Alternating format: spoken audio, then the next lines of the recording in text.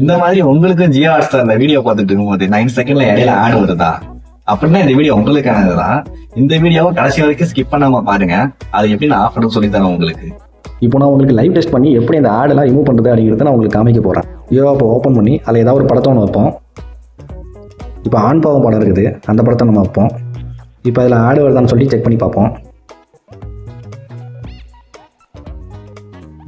ஆடு வருதுங்க, இதில் ஆடு வருது, 9 செகண்ட் ஆடு வருது. இந்த மாதிரி ஆடு வரக்கூடாதுன்னா பார்ப்போம் நம்ம. அப்புறம் குரோம் ஓப்பன் பண்ணிப்போம். இப்போ போய்ட்டு குரோம் ஓப்பன் பண்ணி அதில் வந்து மூவி ஸ்டார் டைப் பண்ணி பார்ப்போம்.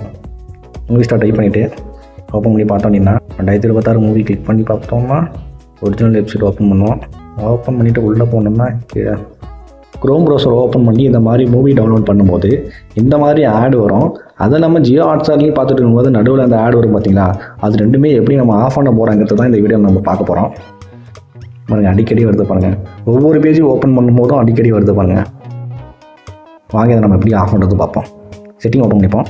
செட்டிங் ஓப்பன் பண்ணிவிட்டு டிஎன்எஸ் டைப் பண்ணுங்கள். அப்படி இல்லைனா நெட்வொர்க் அண்ட் இன்டர்நெட்னு இருக்கும், அதை வந்து கிளிக் பண்ணுங்கள். அதை கிளிக் பண்ணி கீழே பார்த்தோம் அப்படின்னா பிரைவேட் டிஎன்எஸ் இருக்கும், அதை கிளிக் பண்ணி இதில் நமக்கு டிஃபால்ட்டாக ஆஃபில் தான் உங்களுக்கு பிரைவேட் டிஎன்எஸ் சொல்லிட்டு ஒரு ஆப்ஷன் இருக்கும். பிரைவேட் டிஎன்எஸ் ஆப்ஷன் வந்து உங்களுக்கு எம்டியாக தான் இருக்கும். ஸ்க்ரீனில் இருக்குது பார்த்தீங்களா, dns.artcard/dns.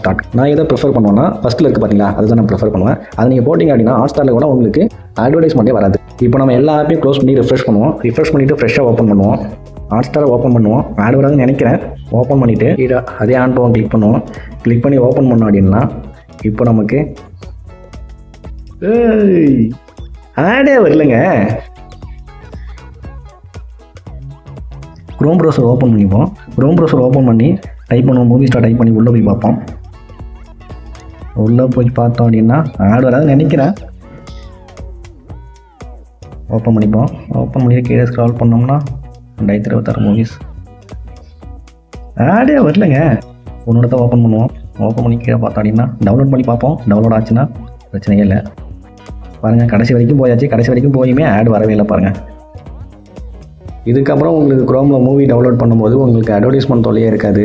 அது மட்டும் இல்லாமல் ஜியோ ஹாட்ஸ்டாரில் மூவி பார்த்துட்டு இருக்கும்போதோ இல்லை வந்து வெப் சீரிஸ் பார்த்துட்டு இருக்கும்போதோ உங்களுக்கு நடுவில் வந்து இந்த 9 செகண்ட் 10 செகண்ட் ஆடெல்லாம் உங்களுக்கு வராது. இதுக்கப்புறம் உங்கள் ஃபோனை என்ஜாய் பண்ணி யூஸ் பண்ணுங்கள். இந்த வீடியோ பிடிச்சிருந்தா லைக் பண்ணுங்க. இந்த மாதிரி யூஸ்ஃபுல்லான வீடியோ வேணா நம்ம சேனலை சப்ஸ்கிரைப் பண்ணுங்க.